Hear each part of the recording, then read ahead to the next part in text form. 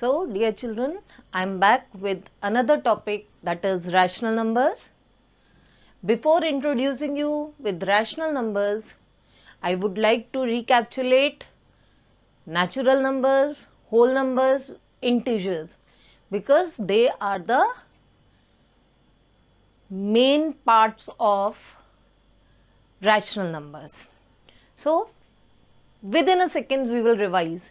Natural numbers are counting numbers beginning from 1 goes up to infinity. Whole numbers begin with 0 and goes up to infinity.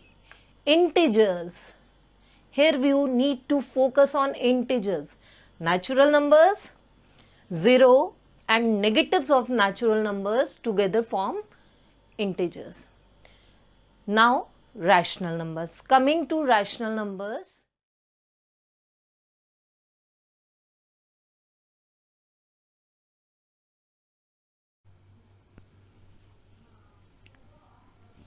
Now children, coming to rational numbers.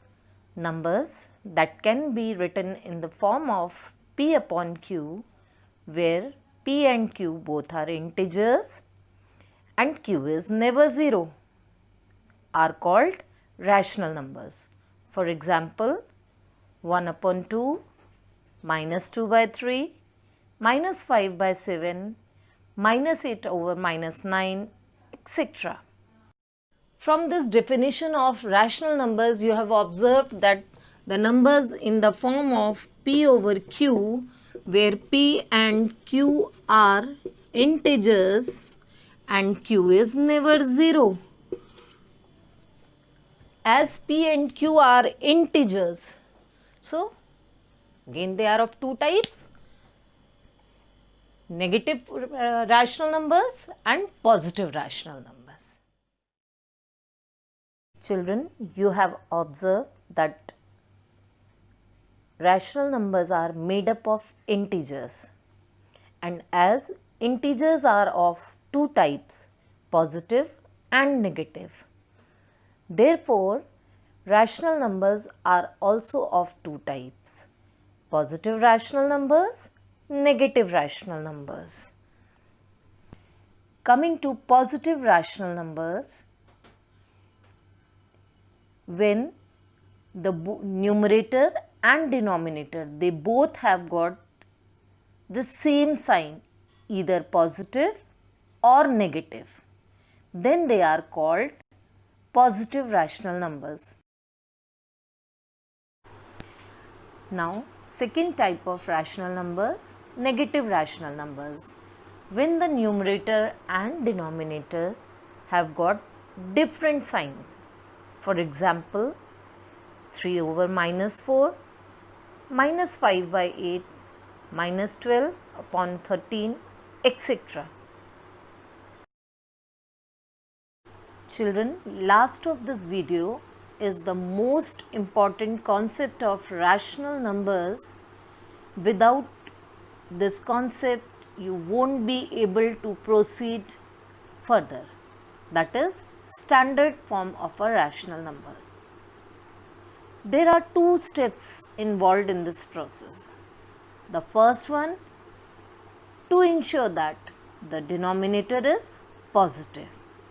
If it is not, then we can make it positive by multiplying both numerator and denominator minus 1. And second, after ensuring that the denominator is positive, we express the number in simplest form. As you have seen, how can we express a rational number in standard form? As mentioned, there are two steps. One, that denominator should not be negative. Second, the number should be in the simplest form. By simplest form, we mean that both numerator and denominator must have got common factor only 1. No other factor should be there. Just take one example where we have to express 12 upon minus 27 in standard form. If you can see, the denominator is negative. So, the first step is multiply both numerator and denominator by -1. So, when we have multiplied by -1, it becomes -12 upon 27. After getting -12 upon 27, we express it in simplest form, which is equals to -4 upon 9. So, this 12 upon -27 in standard form is -4 upon 9.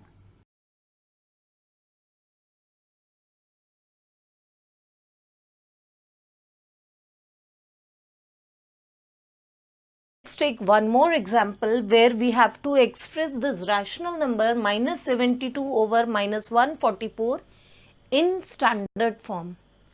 As I have already explained you that denominator should not be negative. Children, again pay attention to my words. Denominator should not be negative. If minus sign is there in the numerator, we do not bother at all.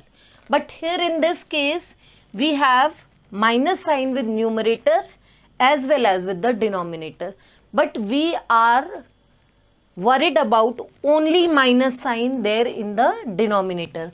So, as per the step 1, what we do, we multiply both numerator and denominator by -1.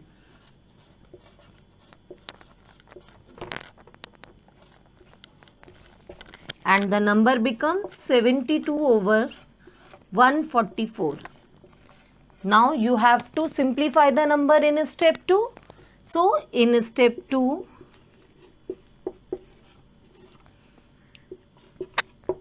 (72 over 144) becomes 1 by 2.